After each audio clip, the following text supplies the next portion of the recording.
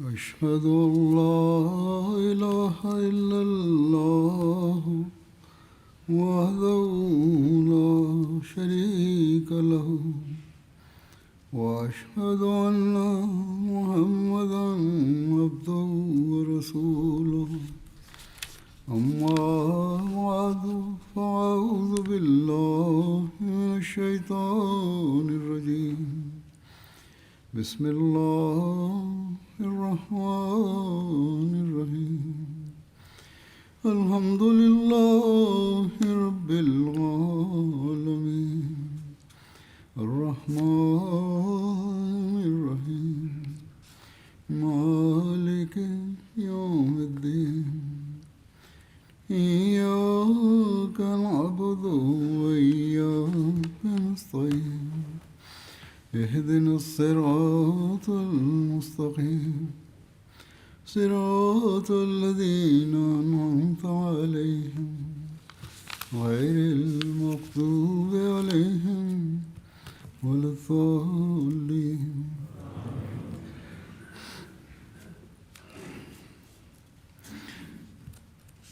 جلسے سے پہلے فتح مکہ کے واقعات کا ذکر ہو رہا تھا. بعض شدید مخالفین اسلام اور ان کے قبول اسلام کا ذکر کیا تھا میں نے. ان میں سے چند ایک اور بھی ہیں. وحشی بن حرب ایک ہے.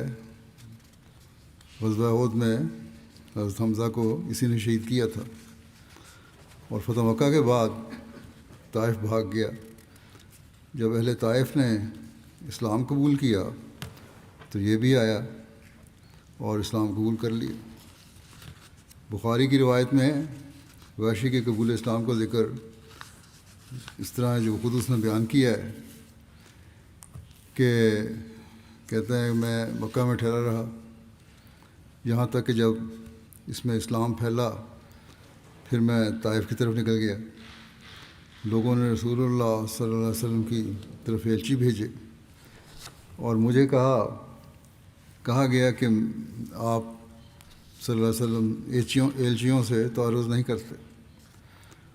انہوں نے کہا میں ان کے ساتھ نکلا یہاں تک کہ میں رسول اللہ صلی اللہ علیہ وسلم کے پاس پہنچا. تو آپ نے جب مجھے دیکھا فرمایا کیا تم وحشی ہو؟ میں نے کہا جی ہاں. آپ صلی اللہ علیہ وسلم نے فرمایا تم نے حمزہ کو قتل کیا تھا؟ میں نے کہا بات یہی ہے جو آپ کو پہنچی. آپ صلی اللہ علیہ وسلم نے فرمایا کیا تمہارے لیے ممکن ہے کہ تم اپنا چہرہ مجھ سے چھپا لو؟ کہتے ہیں اس کے بعد میں یہ کہا تو میں نکل گیا وہاں سے چلا گیا. یعنی آپ کا مطلب یہ تھا علیہ وسلم کا کہ مجھے اپنا چہرہ نہ دکھاؤ تاکہ مجھے دوبارہ خیال نہ آ جائے.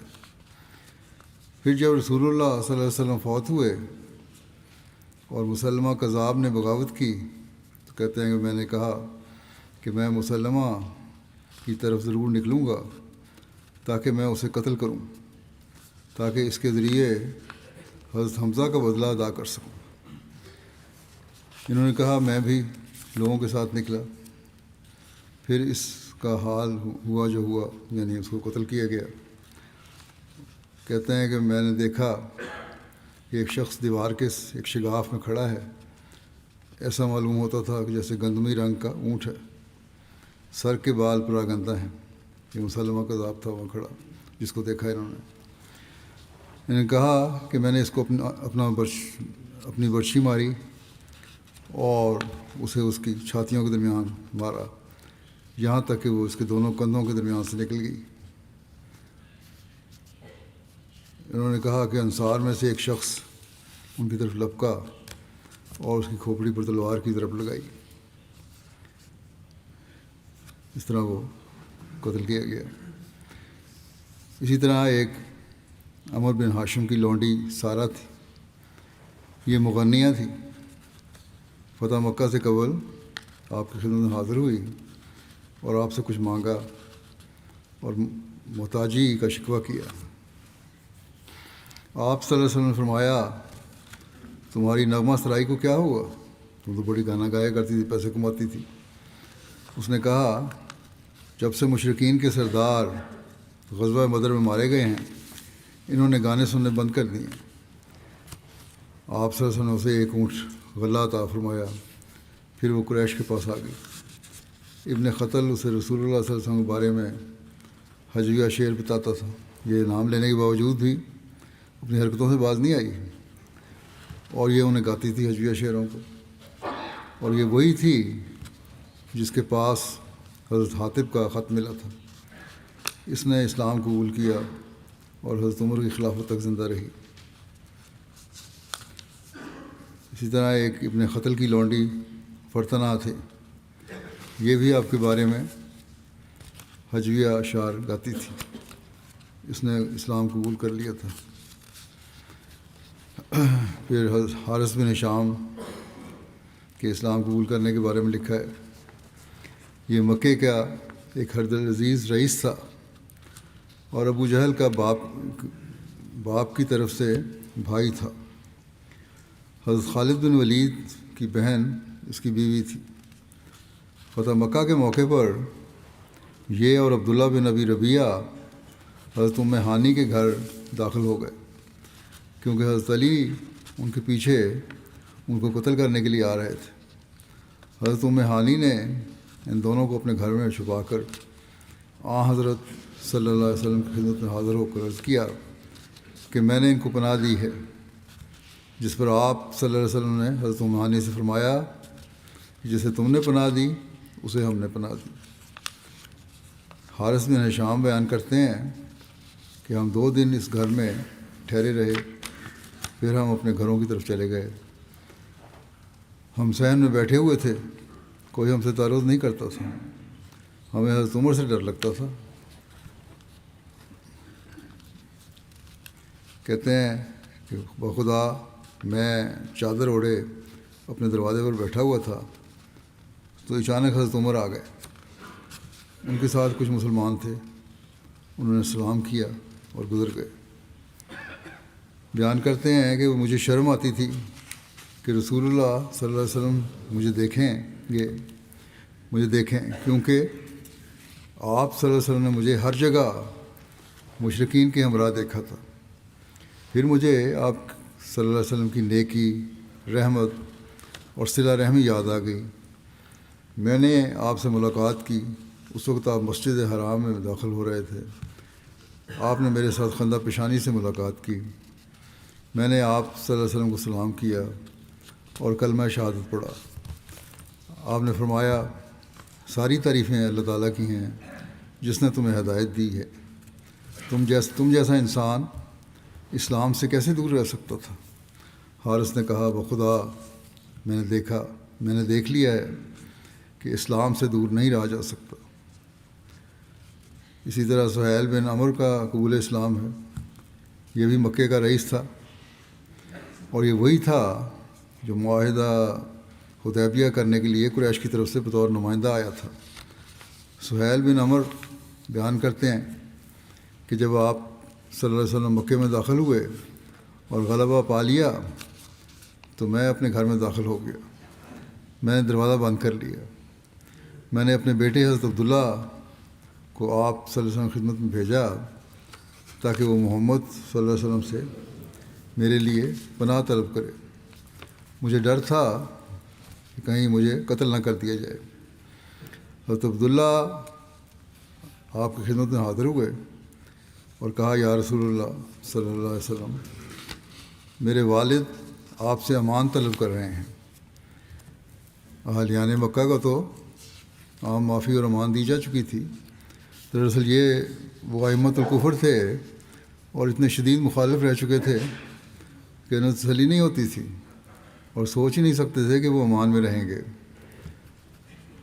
اور اپنی جاہلانہ سوچ کے مطابق ان کو ایک دھڑکا لگا رہتا تھا کہ ان سے انتقام لیا جائے گا،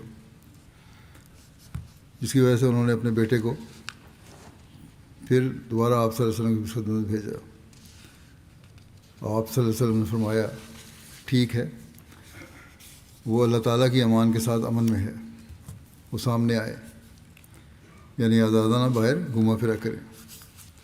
رسول اللہ صلی اللہ علیہ وسلم نے اپنے گرد بیٹھے ہوئے صحابہ سے فرمایا، تم میں سے جو سہیل سے ملے تو اسے تیز نظروں سے نہ دیکھے۔ سہیل جیسا صاحب عقل و شرف زیادہ دیر اسلام سے دور نہیں رہ سکتا۔ اس نے دیکھ لیا ہے کہ جس عمر میں وہ تھا وہ اس کے لیے نفع بخش نہیں ہے، یعنی کفر کی حالت جو ہے۔ حضرت عبداللہ اپنے باپ کے پاس گئے اور اسے رسول اللہ صلی اللہ علیہ وسلم کے فرمان کے بارے میں بتایا تو سہیل نے کہا، بخدا آپ بچپن میں بھی احسان کرنے والے تھے اور اس عمر میں بھی احسان کرنے والے ہیں۔ حضرت سہیل امن سے آتے جاتے رہے۔ غزوہ حنین میں آپ کے ساتھ مشرک ہونے کی حالت میں شامل ہوئے تھے، غزوہ حنین میں شامل ہوئے لیکن اسلام نہیں لائے تھے اس وقت۔ غزوہ حنین سے واپسی پر جعرانہ کے مقام پر اسلام قبول کر لیا، جو مکے سے 27 کلومیٹر کے فاصلے پر بتایا جاتا ہے۔ طائف کے راستے میں ایک کنواں ہے۔ اسلام قبول کرنے کے بعد ان میں حیرت انگیز روحانی انقلاب پیدا ہوا۔ لکھا گیا ہے کہ فتح مکہ پر سرداران قریش میں سے اسلام قبول کرنے والوں میں سے سب سے زیادہ نماز روزے کے پابند اور صدقہ دینے میں سہیل سے بڑھ کر اور کوئی نہ تھا۔ کثرت سے گریہ وقوع کرنے والے تھے، قرآن پڑھتے وقت اکثر رویا کرتے تھے۔ حضرت ابوبکر رضی اللہ عنہ بیان کرتے ہیں کہ میں نے حجۃ الوداع میں دیکھا کہ سہیل بن عمر ذبح کرنے کی جگہ پر کھڑے ہیں اور آپ صلی اللہ علیہ وسلم کے قربانی کے جانور کو رسول اللہ صلی اللہ علیہ وسلم کے قریب کر رہے ہیں۔ رسول اللہ صلی اللہ علیہ وسلم نے اپنے ہاتھ سے اس کو ذبح کیا، پھر سر موڑنے والے کو بلایا اور اپنے بال منڈوائے۔ کہتے ہیں کہ میں نے سہیل کو دیکھا کہ حضرت صلی اللہ علیہ وسلم کے بال مبارک اپنی آنکھوں سے لگا رہا تھا۔ جو بال کٹوائے تھے صلی اللہ علیہ وسلم نے، وہ سہیل کے ہاتھ میں آئے تو انہوں نے انہیں اپنی آنکھوں سے لگایا۔ کہتے ہیں اس وقت مجھے یاد آ گیا کہ یہی سہیل صلح حدیبیہ کے وقت آپ کو بسم اللہ الرحمن الرحیم لکھنے سے روک رہا تھا، جو معاہدے پہ لکھی جانی تھی، اور لفظ محمد کے ساتھ رسول لکھنے پر بھی معترض تھا، اور جب تک رسول اللہ کا لفظ مٹایا نہیں گیا اس نے معاہدہ لکھنا شروع نہیں کیا تھا۔ حضرت ابوبکر رضی اللہ عنہ کہتے ہیں کہ میں نے اللہ تعالیٰ کی حمد و ثنا بیان کی جس نے سہیل کو اسلام کی طرف ہدایت دی، اور پھر جب ہدایت دی تو پھر اخلاص و وفا میں بے انتہا بڑھے۔ سہیل بن عمر کا ایک اور کارنامہ بیان کیا جاتا ہے۔ کہتے ہیں سہیل قریش کا زبردست خطیب بھی تھے یہ غزوہ بدر میں کافر ہونے کی حالت میں مسلمانوں کے قیدی بنے۔ انہوں نے اپنے ہونٹوں پر نشان بنا رکھا تھا۔ حضرت عمر نے اس موقع پر رسول اللہ صلی اللہ علیہ وسلم سے عرض کیا کہ یا رسول اللہ، اس کے سامنے والے 2 دانت نکلوا دیں جہاں اس نے نشان بنائے ہوئے ہیں۔ یہ آپ صلی اللہ علیہ وسلم کے خلاف کبھی بھی خطاب کرنے کے لیے کھڑا نہیں ہو سکے گا۔ اس کے دانت نکال دیں، منہ میں دانت نہیں ہوں گے تو بولا نہیں جائے گا ٹھیک طرح۔ آپ صلی اللہ علیہ وسلم نے فرمایا، اے عمر اسے چھوڑ دو، قریب ہے کہ یہ ایسے مقام پر کھڑا ہو کہ تم اس کی تعریف کرو۔ حضرت عمر رضی اللہ عنہ تو اس کو سزا دلوانا چاہتے تھے۔ حضرت صلی اللہ علیہ وسلم نے کہا نہیں، کچھ نہیں کہنا، ایک موقع آئے گا جب یہ اس مقام پر کھڑا ہوگا اور ایسی باتیں کرے گا کہ تم اس کی تعریف کرو گے۔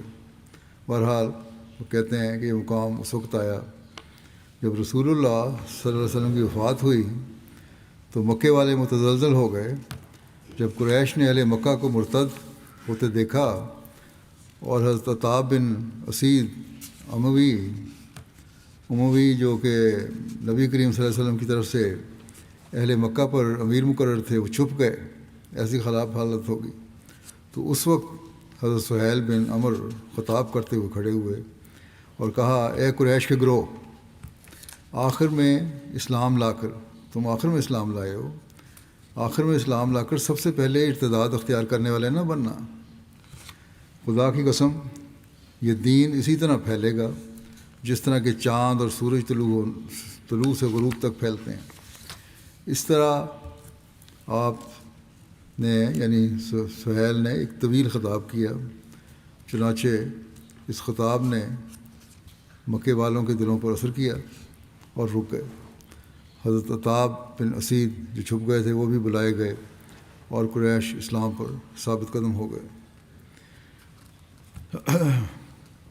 پھر حضرت عتبہ اور معتب کا قبول اسلام، اس بارے میں لکھا ہے کہ حضرت عباس سے روایت ہے کہ جب فتح مکہ کے دن آپ مکے میں آئے تو آپ صلی اللہ علیہ وسلم نے مجھے فرمایا تمہارے بھتیجے ابو لہب کے بیٹے عتبہ اور معتب کہاں ہیں؟ میں نے کہا میں نے انہیں نہیں دیکھا۔ آپ صلی اللہ علیہ وسلم نے فرمایا کہ میں نے انہیں نہیں دیکھا، وہ کہاں ہیں؟ حضرت عباس نے کہا وہ دیگر مشرکین کی طرح کنارہ کش ہیں۔ آپ صلی اللہ علیہ وسلم نے فرمایا انہیں میرے پاس لے کر آؤ۔ حضرت عباس سوار ہو کر ارنا گئے جو عرفات کے قریب ایک وادی ہے اور انہیں لے آئے۔ آپ صلی اللہ علیہ وسلم نے انہیں اسلام کی دعوت دی تو انہوں نے اسلام قبول کر لیا اور دونوں نے بیعت کر لی۔ پھر آپ کھڑے ہوئے، ان کے ہاتھ پکڑے اور انہیں ملتزم پر لے گئے جو حجر اسود اور کعبہ کے دروازے کے درمیان بیت اللہ کی دیوار کا حصہ ہے، جس سے لپٹ کر دعا مانگنا مسنون ہے، اور یہ دعا کی قبولیت کا خاص مقام ہے۔ اور کچھ دیر دعا مانگی، پھر واپس تشریف لے آئے۔ خوشی آپ کے چہرے پر دیکھی جا سکتی تھی۔ حضرت عباس نے کہا یا رسول اللہ صلی اللہ علیہ وسلم، اللہ آپ کو خوش رکھے، میں آپ کے چہرے پر خوشی کے اثرات دیکھ رہا ہوں۔ آپ نے فرمایا میں نے اپنے چچا کے ان دو بیٹوں کو اپنے رب سے مانگا تھا تو اس نے مجھے یہ عنایت کر دی۔ پھر صفوان بن امیہ کا قبول اسلام ہے۔ صفوان بن امیہ مکہ کے رئیس امیہ بن خلف کا بیٹا تھا۔ زمانہ جاہلیت میں قریش کے اشراف میں سے تھا اور قریش کے سب سے فصیح البیان لوگوں میں سے ایک تھا اور اسلام کا سخت دشمن تھا۔ یہ مسلمانوں کو مکے میں تکلیف اور اذیت دینے والوں میں سے ایک تھا۔ غزوہ بدر کے بعد اس نے نبی کریم صلی اللہ علیہ وسلم کے قتل کی سازش بھی کی تھی اور عمیر بن وہب کو اس کام کے لیے تیار کیا تھا، ہرچند کہ اس کا نام ان لوگوں میں شامل نہ تھا جن کے قتل کا حکم ہوا تھا، لیکن یہ خود اس خوف اور اندیشے سے مکے سے بھاگ گیا تھا کہ اس کو مار دیا جائے گا۔ یہ بحر احمر کی طرف جدے کی طرف بھاگ گیا۔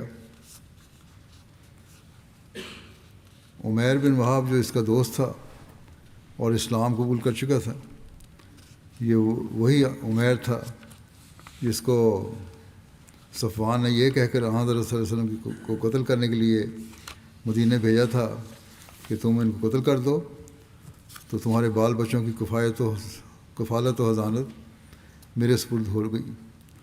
لیکن عمیر جب مدینہ پہنچے تو نبی اکرم صلی اللہ علیہ وسلم کو ان کے سارے منصوبے کا علم ہو گیا اور یہ معجزہ دیکھ کر عمیر اسی وقت اسلام لے آئے۔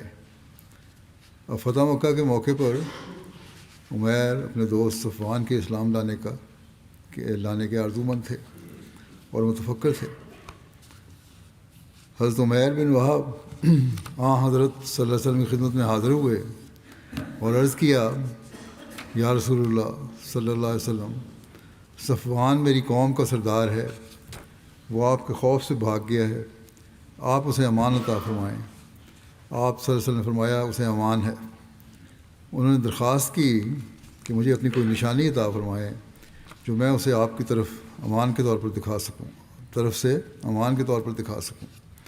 آپ صلی اللہ علیہ وسلم نے اپنا امامہ جو پہنا ہوا تھا اتارا اور اس کو دے دیا۔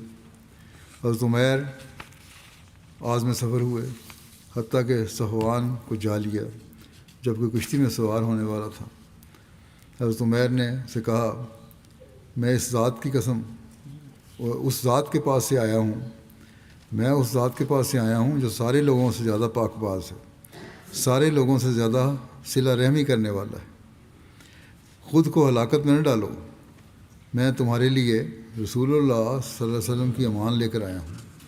صفوان نے کہا میں تمہارے ساتھ واپس نہیں جاؤں گا حتیٰ کہ تم مجھے ان کی کوئی نشانی دکھاؤ جسے میں جانتا ہوں۔ اس پر انہوں نے آپ کا دیا ہوا امامہ دکھایا۔ صفوان حضرت عمیر کے ساتھ آ گیا، وہ رسول اللہ صلی اللہ علیہ وسلم کے پاس حاضر ہوا تو آپ اس وقت مسجد میں صحابہ کو نماز عصر پڑھا رہے تھے۔ جب آپ نے سلام پھیرا تو صفوان نے بلند آواز سے کہا اے محمد صلی اللہ علیہ وسلم، عمیر میرے پاس آیا، آپ کی چادر لے کر آیا ہے کہ آپ نے مجھے امان دی ہے۔ آپ صلی اللہ علیہ وسلم نے فرمایا کہ بالکل درست ہے۔ اس نے کہا کہ مجھے 2 ماہ کی مہلت دیں، میں ابھی اسلام قبول کرنا نہیں چاہتا۔ آپ صلی اللہ علیہ وسلم نے فرمایا 4 مہینے دیے جاتے ہیں، امید ہے کہ تم اسلام قبول کر لو گے۔ چنانچہ صفوان مشرک ہونے کی حالت میں ہی مکے میں رہنے لگا۔ جب آپ حوازن تشریف لے گئے اور غزوہ طائف اور حنین کے بعد مال غنیمت تقسیم فرمایا تو آپ نے صفوان کو دیکھا، وہ اس گھاٹی کو دیکھ رہے تھے جو بھیڑ بکریوں سے بھری ہوئی تھی، وہ لگاتار انہیں دیکھ رہا تھا۔ رسول اللہ صلی اللہ علیہ وسلم نے صفوان کو دیکھ رہے تھے کہ وہ گھاٹی کو دیکھ رہے ہیں جہاں مال سے بھرا ہوا ہے گھاٹی۔ آپ صلی اللہ علیہ وسلم نے فرمایا کیا اس گھاٹی نے تمہیں تعجب میں ڈال دیا ہے؟ اتنا مال اس گھاٹی میں؟ صفوان نے کہا ہاں۔ آپ صلی اللہ علیہ وسلم نے فرمایا یہ گھاٹی اور اس میں جو کچھ ہے سب کچھ تمہارا ہے، لے جاؤ اسے۔ صفوان نے ان کے سارے اموال پر قبضہ کر لیا اور کہا جس عمدہ طریقے پر نبی کا نفس سخاوت کرتا ہے اس طرح کوئی بھی نہیں کر سکتا۔ میں گواہی دیتا ہوں کہ اللہ تعالیٰ کے علاوہ کوئی معبود نہیں اور محمد صلی اللہ علیہ وسلم اس کے بندے اور رسول ہیں، اور اسی جگہ اسلام قبول کر لیے۔ صفوان نے مکے میں 42 ہجری میں حضرت معاویہ کی خلافت میں وفات پائی۔ بعض کہتے ہیں کہ حضرت عثمان کے ہنگامے کی شہادت کے وقت شہید ہوئے۔ فتح مکہ کے موقع پر اسلام قبول کرنے والے ان رؤسائے مکہ کی اکثریت نے بعد میں اپنی زندگیوں میں ایک زبردست روحانی انقلاب پیدا کیا تھا۔ حضرت مسلم موعود اس کا ذکر کرتے ہوئے فرماتے ہیں کہ حضرت عمر ایک دفعہ اپنے زمانہ خلافت میں مکہ میں تشریف لائے تو شہر کے بڑے بڑے رؤساء جو مشہور خاندانوں میں سے تھے ان کے ملنے کے لیے آئے۔ انہیں خیال پیدا ہوا کہ حضرت عمر ہمارے خاندانوں سے اچھی طرح واقف ہیں، اس لیے اب جب کہ وہ خود بادشاہ ہیں ہمارے خاندانوں کا بھی پوری طرح اعزاز کریں گے اور ہم پھر اپنی گمگشتہ عزت کو حاصل کر سکیں گے۔ چنانچہ وہ آئے اور انہوں نے آپ حضرت عمر رضی اللہ عنہ سے باتیں شروع کر دیں۔ ابھی وہ باتیں کر ہی رہے تھے کہ حضرت عمر کی مجلس میں حضرت بلال آ گئے۔ تھوڑی دیر گزری تو حضرت خباب آ گئے اور اس طرح یکے بعد دیگرے اول الایمان غلام آتے چلے گئے، یعنی شروع میں جو ایمان لانے والے تھے جو غلام تھے وہ سارے ایک بعد ایک کر کے چلے آئے۔ یہ وہ لوگ تھے جو ان رؤساء یا ان کے آباء کے غلام رہ چکے تھے۔ بہرحال رؤساء بیٹھے ہوئے تھے، یہ سارے آنے والے جو تھے یہ ان کے آباء و اجداد کے غلام تھے جیسا کہ بتایا میں نے۔ اور جب وہ غلام تھے تو اس وقت اپنی طاقت کے زمانے میں یہ لوگ ان پر شدید ترین ظلم کیا کرتے تھے۔ حضرت عمر نے ہر غلام کی آمد پر اس کا استقبال کیا، یعنی وہ جو غلام تھے ماضی کے غلام اور آج کے معزز لوگ تھے ان کا معزز کے طور پر استقبال کیا۔ حضرت مسلم موعود لکھتے ہیں کہ حضرت عمر نے ہر غلام کی آمد پر اس طرح استقبال کیا جیسے رؤساء ہوں، اور رؤساء سے کہا کہ آپ ذرا پیچھے ہو جائیں۔ رؤساء مجلس میں آگے بیٹھے ہوتے تھے۔ جب یہ پرانے ایمان لانے والے آتے تھے تو آپ ان رؤساء کو جو مکے کے رؤساء تھے کہتے ذرا پیچھے ہٹ جاؤ، ان کو آگے بیٹھنے دو، حتیٰ کہ وہ نوجوان رؤسا جو حضرت عمر سے ملنے آئے تھے وہ ہٹتے ہٹتے دروازے تک پہنچ گئے۔ اس زمانے میں کوئی بڑے بڑے ہال تو ہوتے نہیں تھے، ایک چھوٹا سا کمرہ ہوگا، اور چونکہ وہ سب اس میں سما نہیں سکتے تھے، اس لیے پیچھے ہٹتے ہٹتے رؤسا کو جوتیوں میں بیٹھنا پڑا۔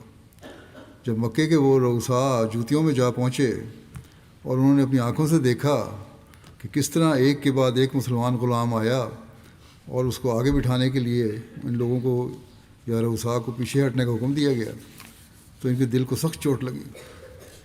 حضرت مسلم موعود لکھتے ہیں کہ خدا تعالیٰ نے بھی اس وقت کچھ ایسے سامان پیدا کر دیے کہ یکے بعد دیگرے کئی ایسے مسلمان آ گئے جو کسی زمانے میں کفار کے غلام رہ چکے تھے۔ اگر ایک بار ہی وہ رؤسا پیچھے ہٹتے تو ان کو احساس بھی نہ ہوتا، مگر چونکہ بار بار ان کو پیچھے ہٹنا پڑا، اس لیے وہ اس بات کو برداشت نہ کر سکے اور اٹھ کر باہر چلے گئے۔ باہر نکل کر وہ ایک دوسرے سے شکایت کرنے لگے کہ دیکھو آج ہماری کیسی ذلت اور رسوائی ہوئی ہے، ایک ایک غلام کے آنے پر ہم کو پیچھے ہٹایا گیا، یہاں تک کہ ہم جوتیوں میں جا پہنچے۔ اس پر ان میں سے ایک نوجوان بولا، اس میں کس کا قصور ہے، عمر کا ہے یا ہمارے باپ دادا کا؟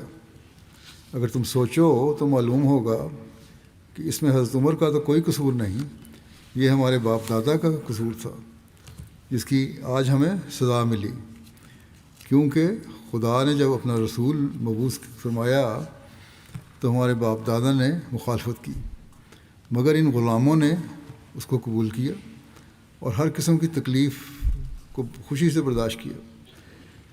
اس لیے آج اگر ہمیں مجلس میں ذلیل ہونا پڑا ہے تو اس میں عمر کا کوئی قصور نہیں، ہمارا اپنا قصور ہے۔ اس کی یہ بات سن کر دوسرے کہنے لگے کہ ہم نے یہ تو مان لیا کہ ہمارے باپ دادا کا قصور کا نتیجہ ہے، مگر کیا اس ذلت کے داغ کو دور کرنے کا کوئی ذریعہ بھی ہے یا کوئی نہیں؟ اس پر سب نے آپس میں مشورہ کیا کہ ہماری سمجھ میں تو کوئی بات نہیں آتی، چلو حضرت عمر سے ہی پوچھ لیتے ہیں کہ اس کا کیا علاج ہے۔ چنانچہ وہ حضرت عمر کے پاس آئے اور کہنے لگے کہ آج جو کچھ ہمارے ساتھ ہوا ہے اس کو آپ بھی خوب جانتے ہیں اور ہم بھی خوب جانتے ہیں۔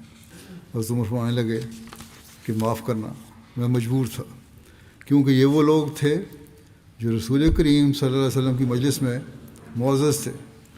شاید تمہارے غلام ہوں گے لیکن حضرت صلی اللہ علیہ وسلم کی مجلس میں یہ لوگ معزز تھے، اس لیے میرا بھی فرض تھا کہ میں ان کی عزت کرتا۔ انہوں نے کہا ہم جانتے ہیں یہ ہمارے ہی قصور کا نتیجہ ہے، لیکن آیا اس آر کو مٹانے کے بھی کوئی ذریعہ ہے؟ حضرت مسلم فرماتے ہیں کہ ہم لوگ تو اس کا اندازہ نہیں کر سکتے، اس زمانے میں آج کل جو ہم بیٹھے ہیں یہاں، آج کل اس کا اندازہ لگانا بہت مشکل ہے کہ وہ لوگ جو مکے کے رؤسا تھے انہیں مکے میں کس قدر اثر و رسوخ حاصل تھا، لیکن حضرت عمر ان کے خاندانی حالات کو بخوبی جانتے تھے۔ آپ مکے میں پیدا ہوئے تھے اور مکے میں بڑے ہوئے تھے، اس لیے حضرت عمر جانتے تھے کہ ان نوجوانوں کے باپ دادا کس قدر عزت رکھتے تھے۔ حضرت عمر جانتے تھے کہ کوئی شخص ان کے سامنے آنکھ اٹھانے کی بھی جرت نہیں کر سکتا تھا۔ آپ جانتے تھے کہ انہیں کس قدر رعب اور دبدبہ حاصل تھا۔ جب انہوں نے یہ بات کہی تو حضرت عمر کے سامنے ایک ایک کر کے یہ تمام واقعات آ گئے اور آپ پر رکت طاری ہو گئی۔ اس وقت آپ غلبہ رکت کی وجہ سے بول بھی نہ سکے، صرف آپ نے ہاتھ اٹھایا اور شمال کی طرف انگلی سے اشارہ کیا، جس کا یہ مطلب تھا کہ شمال میں یعنی شام میں بعض اسلامی جنگیں ہو رہی ہیں، اگر تم ان جنگوں میں شامل ہو جاؤ تو ممکن ہے کہ اس کا کفارہ ہو جائے۔ چنانچہ وہ وہاں سے اٹھے اور جلد ہی ان جنگوں میں شامل ہونے کے لیے چل پڑے۔ تاریخ بتاتی ہے کہ وہ رئیس زادے جتنے تھے ان میں سے ایک شخص بھی زندہ واپس نہیں آیا، سب اسی جگہ شہید ہو گئے، اور اس طرح انہوں نے اپنے خاندانوں کے نام پر سے داغ ذلت کو مٹا دیا۔ بیان کیا جاتا ہے کہ جنگ یرموک میں ان رؤسا نے قابل تعریف جرت اور جان فشانی کا مظاہرہ کیا۔ چنانچہ حضرت مسلم موعود نے بیان فرمایا ہے کہ جب جنگ ختم ہوئی تو مسلمانوں نے خاص طور پر اکرمہ اور ان کے ساتھیوں کو تلاش کیا تو کیا دیکھا کہ ان آدمیوں میں سے 12 شدید زخمی ہیں. ان میں سے ایک اکرمہ بھی تھے. ایک مسلمان سپاہی ان کے پاس آیا اور اکرمہ سے کی حالت دیکھی، بڑی خراب تھی. اس نے کہا، اے اکرمہ، میرے پاس پانی کی چھاگل ہے، تم کچھ پانی پی لو. اکرمہ نے منہ پھیر کر دیکھا تو پاس ہی حضرت عباس کے بیٹے حضرت فضل زخمی حالت میں پڑے ہوئے تھے. اکرمہ نے اس مسلمان سے کہا کہ میری غیرت یہ برداشت نہیں کر سکتی کہ جن لوگوں نے رسول اللہ صلی اللہ علیہ وسلم کی اس وقت مدد کی جب میں آپ کا شدید مخالف تھا، وہ اور ان کی اولاد تو پیاس کی وجہ سے مر جائے اور میں پانی پی کر زندہ رہوں. ایک دوسرے کی خاطر قربانی کا ایک نیا جذبہ پیدا ہوا تھا ان میں. اس لیے پہلے انہیں یعنی حضرت فضل بن عباس کو پانی پلا لو، اگر کچھ بچ جائے تو پھر میرے پاس لے آنا. وہ مسلمان حضرت فضل کے پاس گیا. انہوں نے اگلے زخمی کی طرف اشارہ کیا اور کہا کہ پہلے اسے پانی پلاؤ، وہ مجھ سے زیادہ مستحق ہے. وہ اس زخمی کے پاس گیا تو اس نے اگلے زخمی کی طرف اشارہ کر کے کہا کہ وہ مجھ سے زیادہ مستحق ہے، پہلے اسے پانی پلاؤ.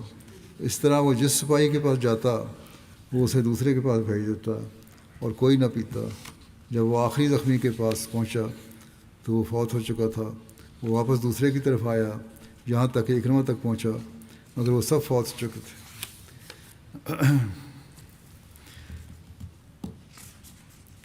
دعوت اللہ کے لیے اور بعض بڑے بتوں کے انہدام کے لیے حضرت صلی اللہ علیہ وسلم نے دستے مقرر فرمائے تھے، ان کو روانہ فرمایا. اس کا ذکر یوں ملتا ہے کہ فتح مکہ کے بعد نبی اکرم صلی اللہ علیہ وسلم نے مختلف مقامات کی طرف دستے بھیجے. بنیادی طور پر یہ جنگ و قتال کے لیے نہیں تھے، ان کا مقصد دعوت اللہ کا پیغام پہنچانا تھا اور بعض جگہوں پر نصب کیے ہوئے بتوں کو گرانا تھا جو توحید پر ایمان لانے میں ایک روک تھی، جس کا فرضی اور مصنوعی خوف لوگوں کے دلوں میں سمایا ہوا تھا، اور ان کا یہ تصور خدائے واحد و یگانہ پر ایمان لانے میں روک بنا ہوا تھا. اہل عرب کی اکثریت کے دلوں میں 3 بتوں یا دیویوں کی بہت عظمت تھی. ان کے نام یہ ہیں لات، منات اور عزا. لات یہ دیوی طائف میں تھی. تمام عرب میں اس کی عظمت اور توقیر تھی. لوگ اس کا نام لے کر قسم کھایا کرتے تھے اور اس پر چڑھایا کرتے تھے. عمر بن لوہی جو عربوں میں بت پرستی کا بانی سمجھا جاتا ہے، اس نے لوگوں کے دلوں میں یہ خیال پیدا کر دیا کہ اللہ تعالیٰ نعوذ باللہ موسم سرما میں طائف میں لات کے پاس اور گرمیوں کا موسم عزا کے پاس گزارتا ہے. منات یہ عربوں کا قدیم ترین بت تھا. یہ سمندر کے کنارے قدید میں مکہ اور مدینہ کے درمیان تھا. اہل عرب اس کی تعظیم کرتے اور اس پر قربانیاں کرتے تھے. اوس اور خزرج کے خاص طور پر اس کی اس قدر تعظیم کرتے تھے کہ وہ منات کے نام پر احرام باندھتے تھے. اس کی عظمت و تعظیم کے پیش نظر صفا اور مروہ کے درمیان سعی بھی نہیں کرتے تھے. جب حج کرتے تو اپنے سروں کو نہ منڈواتے بلکہ واپسی پر منات کے پاس آتے اور یہاں سر منڈواتے، قیام کرتے اور اس کے بغیر اپنا حج مکمل نہ سمجھتے تھے. عزا یہ قریش کا سب سے بڑا بت تھا جو نخلا کے قریب نصب تھا. انہوں نے اس کے لیے ایک قربان گاہ بھی بنائی ہوئی تھی جس میں وہ اپنی قربانیاں کرتے تھے. اس کے نام پر اپنے لوگوں کے نام رکھتے اور اس کی قسم کھایا کرتے تھے. عمر بن لوہی جو عربوں میں سے بت پرستی کا بانی سمجھا جاتا ہے، اس نے لوگوں کے دلوں میں جو بتوں کے بارے میں غلط خیالات شدید طور پر پیدا کر دیے تھے، اس سے لوگ ان بتوں سے بہت خوفزدہ بھی تھے اور بڑا احترام کرتے تھے. جیسا کہ پہلے بیان کیا میں نے، ان کے خیال میں اللہ تعالیٰ نعوذ باللہ مختلف موسموں میں ان بتوں کے پاس گزارتا تھا. بہرحال اس طرح کے تصورات نے عزا دیوی کی عظمت اس قدر لوگوں میں پیدا کر دی کہ جس طرح کعبہ کی طرف ہدیے اور نذرانے لائے جاتے تھے، اسی طرح وہ عزا کی طرف لے جانے لگے۔ یہ وہی بت ہے کہ جنگ احد کے موقع پر ابو سفیان نے فتح کی خوشی میں اس کا نام لیتے ہوئے کہا تھا، انا لنا العزا ولا عزا لکم، کہ ہمارے لیے عزا ہے اور تمہارا کوئی عزا نہیں۔ یوں تو عموماً اہل عرب ان تینوں بتوں کی تعظیم کرتے تھے، البتہ عزا قریش کے لیے مخصوص تھا، لات، بنو ثقیف اور منات اوس و خزرج کے لیے خاص تھا۔ اہل عرب کے تصور کے مطابق یہ تینوں مؤنث تھے، یعنی دیویاں تھیں۔ قرآن کریم نے ان تینوں کا ذکر کرتے ہوئے فرمایا ہے، افرأیتم اللات والعزی ومناۃ الثالثۃ الاخری الکم الذکر ولہ الانثی تلک اذا قسمۃ ضیزی ان ہی الا اسماء سمیتموها انتم وآباؤکم ما انزل اللہ بہا من سلطان ان یتبعون الا الظن وما تہوی الانفس ولقد جاءہم من ربہم الہدی۔ تم بھی ذرا لات اور عزا کا حال سناؤ، کیا ان کی بھی یہی شان ہے؟ اور تیسرے منات کا بھی جو ان کے علاوہ ہے، کیا تمہارے لیے تو بیٹے ہیں اور خدا کے لیے لڑکیاں؟ یہ تو نہایت ہی ناقص تقسیم ہے۔ یہ تو کچھ نام ہیں جو تم نے اور تمہارے باپ دادا نے رکھ دیے ہیں، ورنہ ان میں حقیقت کچھ بھی نہیں ہے۔ اللہ نے ان بتوں کے لیے کوئی دلیل نہیں اتاری، وہ صرف ایک وہم کی اور خواہش نفسانی کی پیروی کر رہے ہیں، اور ان کے پاس ان کے رب کی طرف سے ہدایت آ چکی ہے، مگر پھر بھی نہیں سمجھتے۔ بہرحال جیسا کہ بیان ہوا ہے کہ فتح مکہ کے فوراً بعد نبی اکرم صلی اللہ علیہ وسلم نے بتوں کے ان ٹھکانوں کو مسمار کرنے کا ارشاد فرمایا تاکہ لوگوں کے دلوں سے ان کے فرضی خوف اور عظمت کا خیال جاتا رہے، اور یہ پر حکمت فیصلہ بہت بابرکت ثابت ہوا، کیونکہ ان کے انہدام سے لوگوں کے دلوں میں ان کا جھوٹا خوف اور رعب جاتا رہا، اور ان کو یقین ہونے لگا کہ اس خدائے واحد و یگانہ کا تصور ہی صحیح ہے جو محمد رسول اللہ صلی اللہ علیہ وسلم نے پیش کیا ہے۔ ان کو کس طرح گرایا گیا، بتوں کو کس طرح یہ جگہیں مسمار کی گئیں، یہ آگے، اور اس کا پھر رد عمل کیا ہوا، اس دعا میں کوئی مخالفت ہوئی کہ نہیں، یہ کچھ تھوڑے سے واقعات جو ہیں انشاءاللہ آئندہ بیان کروں گا۔ نماز کے بعد میں 2 جنازہ غائب بھی پڑھاؤں گا، جن میں سے ایک ہیں مکرم چودھری عبدالغفور صاحب ابن چودھری غلام قادر صاحب، جام شورو حیدرآباد کے ہیں۔ گزشتہ دنوں 92 سال کی عمر میں ان کی وفات ہوئی ہے، انا للہ و انا الیہ راجعون۔ ذمہ دار خاندان سے ان کا تعلق تھا، جو بوڑھا کوٹ سے 1900 کے اوائل میں کوٹ احمدیہ شفٹ ہوئے۔ آپ کے والد سلسلے اور خلافت سے محبت کے باعث آپ کے والد نے سلسلے اور خلافت سے محبت کے باعث آپ کو اعلیٰ دینی اور دنیاوی تعلیم کے لیے 1942 میں قادیان بھجوایا، جہاں چودھری صاحب نے اپنی ہجرت پاکستان تک تعلیم حاصل کی، اور وہاں بزرگان اور صحابہ کی نیک صحبت سے فیض یاب ہوئے۔ اس کے یہاں آنے کے بعد پھر بقیہ تعلیم چودھری غفور صاحب نے چنیوٹ اور ربا میں حاصل کی، پھر بعد میں کراچی سے میکینیکل انجینئرنگ کی ڈگری حاصل کی، اور 1993 میں ریٹائرمنٹ کی ہوئی ان کی۔ اس کے بعد میں زندگی وقف کی۔ یوگنڈا میں 2 سال تک ایک پروجیکٹ پہ خدمت کی توفیق پائی۔ احمدیت کے بڑے دلیر سپوت تھے، خدمت خلق کرنے والے، بہت وسیع القلب تھے، بلا امتیاز سب کی مالی ضروریات کو پورا کرنے کے لیے کوشاں رہتے، مالی قربانی میں پیش رہتے۔ قائد علاقہ رہے ہیں، انصار اللہ میں بھی نمایاں خدمات انجام دیتے رہے، لمبا عرصہ تک سیکرٹری امورہ حیدرآباد بھی رہے۔ امیر ضلع نواب شاہ اور نوشیر و فیروز ان کو خصوصی مسیح رابع نے مقرر فرمایا تھا، جس کی ذمہ داری آپ نے بڑی محنت سے ادا کی۔ مرحوم موسی تھے۔ عثمان خان میں 3 بیٹے اور 5 بیٹیاں شامل ہیں۔ ان کی ایک بیٹی حمیرہ صاحبہ کہتی ہیں کہ خدمت خلق کو یہ اپنا بینک بیلنس کہا کرتے تھے اور اللہ تعالیٰ کی رضا کے حصول کا ذریعہ یقین رکھتے تھے۔ بے شمار احمدی اور غیر احمدی ایسے ہیں جو آپ کے ذریعہ ان کی حاجات پوری ہوئیں۔ بلا امتیاز مسافروں، مریضوں، لاچاروں کی مالی ضروریات کا خیال رکھتے تھے اور بڑی بڑی رقمیں بھی دے دیا کرتے تھے۔ سلسلہ کی خاطر مالی قربانی کا جذبہ بھی غالب تھا۔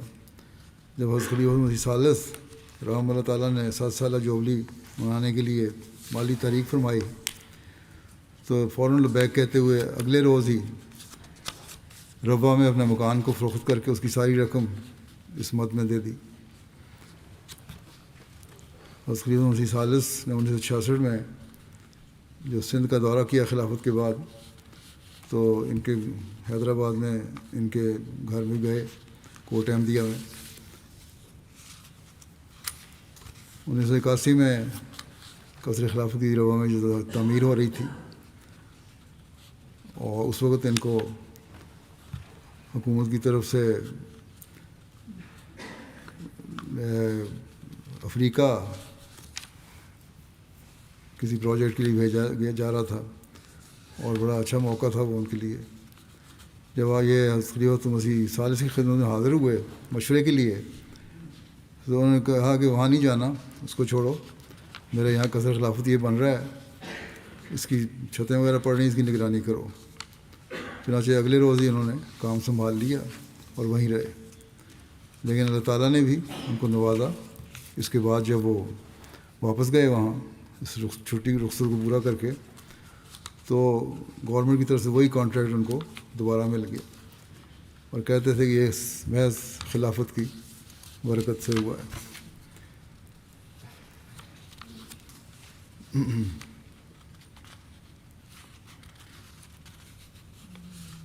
خلیفہ مسیح ثالث رابعہ سے ہی بڑا تعلق تھا، وہ بھی ان کے یہاں آتے تھے،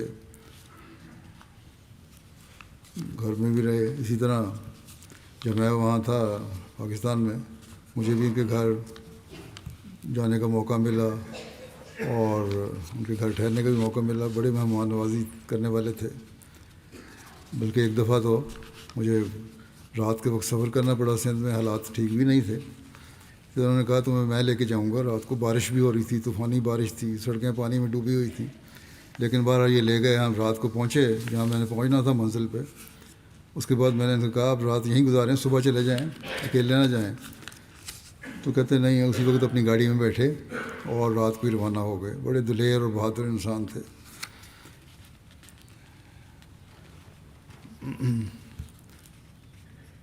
سیران راہ مولا کے لیے بھی آپ کی خدمات قابل قدر ہیں۔ جیلوں میں جا کے انتظامیہ سے رابطہ کر کے ان کے لیے سہولیات کا انتظام کیا کرتے تھے۔ انسانیت کی خدمت کا جذبہ کوٹ کوٹ کر بھرا ہوا تھا۔ عزیز رشتہ داروں کا خیال رکھتے، غریبوں محتاجوں کی بیٹی کہتی ہیں بڑی خدمت کرتے، نظام خلافت سے گہری محبت رکھتے تھے۔ ہر آواز پر خلیفہ کی لبیک کہنے والے تھے،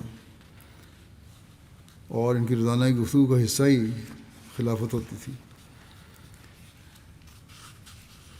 ان کے غیر احمدی جو ملنے والے ہیں وہ بھی ان کی نیکیوں کا بہت ذکر کرتے ہیں۔ ان پہ بھی اچھا اثر، نیک اثر چھوڑا ہوا تھا انہوں نے۔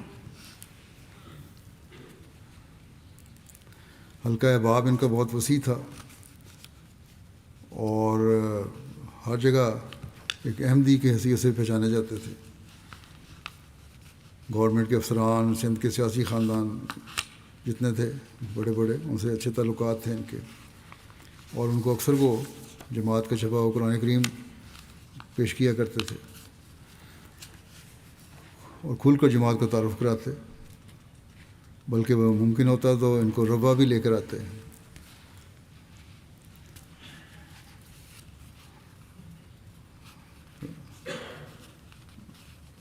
اللہ تعالیٰ ان سے مغفرت اور رحم کا سلوک فرمائے، ان کے بچوں کو بھی ان کی نیکیاں جاری رکھنے کی توفیق عطا فرمائے۔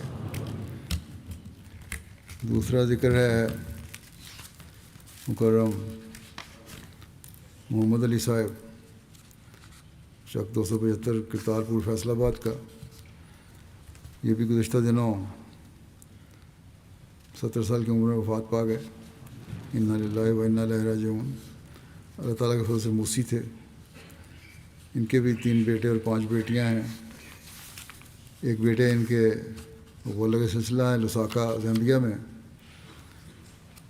جو آج کل یہاں جلسہ سالانہ UK میں شمولیت کے لیے آئے ہوئے ہیں، اس وجہ سے والد کے جنازے میں بھی شامل نہیں ہو سکے۔ یہی طاہر احمد سیفی صاحب مبلغ کہتے ہیں کہ والد صاحب کے خاندان میں احمد کا آغاز خلافت ثانیہ کے ابتدائی ایام میں ہوا، جب آپ کے دادا موسیٰ صاحب نے احمد قبول کر کے جماعت میں شمولیت اختیار کی۔ مرحوم صوم و صلات کے پابند، تہجد گزار، خوش مزاج، خاموش طبع، ملنسار، خدمت خلق کے جذبہ سے سرشار، خندہ پیشانی سے پیش آنے والے نیک اور مخلص انسان تھے۔ خلافت سے بے انتہا عشق تھا۔ ہر کام کے لیے پہلے خلیفہ وقت کو خط لکھ کر دعا کے لیے کہتے، جماعتی اور دینی امور میں خاموشی سے حصہ لیتے، اور جہاں تک ممکن ہوتا حت الوسع اپنی حیثیت کے مطابق مالی قربانی میں بھی حصہ لیتے۔ جب MTA کا آغاز ہوا ہے اس وقت ان کے گھر ٹی وی نہیں تھا، تو MTA کا آغاز ہوتے ہی فوری طور پر ٹی وی گھر میں لے آئے کہ خلیفہ وقت کی آواز کو براہ راست سننا ہے۔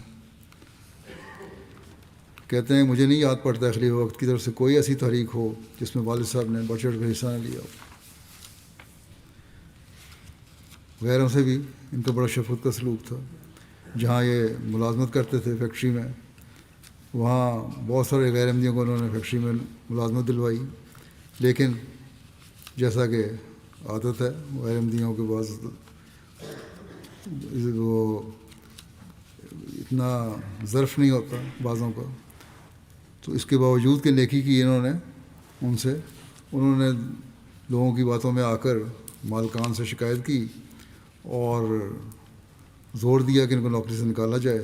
بہرحال ان کو نوکری سے نکال دیا گیا، لیکن انہوں نے کوئی شور شرابہ نہیں کیا، اللہ تعالیٰ کے حضور اپنی فریاد کی، اور کچھ عرصے بعد فیکٹری کے مالک نے دوبارہ ان کو بلایا اور وہیں اسی پوزیشن پہ دوبارہ ان کو بحال کر دیا۔ لیکن جنہوں نے ایسا سلوک کیا تھا ان سے بدفطرتی کا، ان سے بھی نیک سلوک کیا اور ان کے پھر بھی کام کرتے رہے۔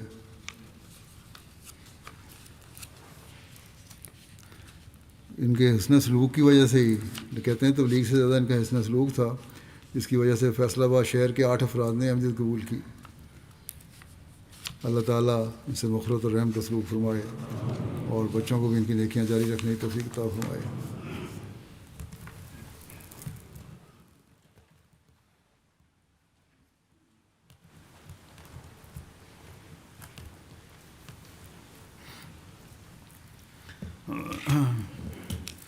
الحمد للہ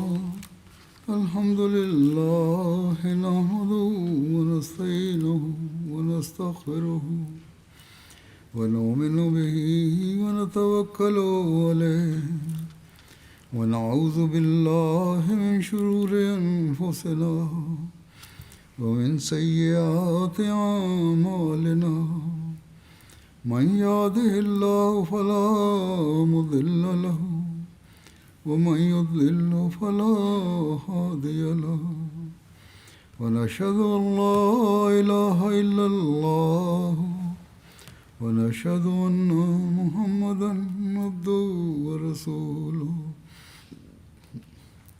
عباد الله رحمكم الله إن الله يأمر بالعدل والإحسان وإيتاء ذي القربى وينهى عن الفحشاء والمنكر والبغي يعظكم لعلكم تذكرون اذكروا الله يذكركم وادعوه يستجب لكم ولذكر الله أكبر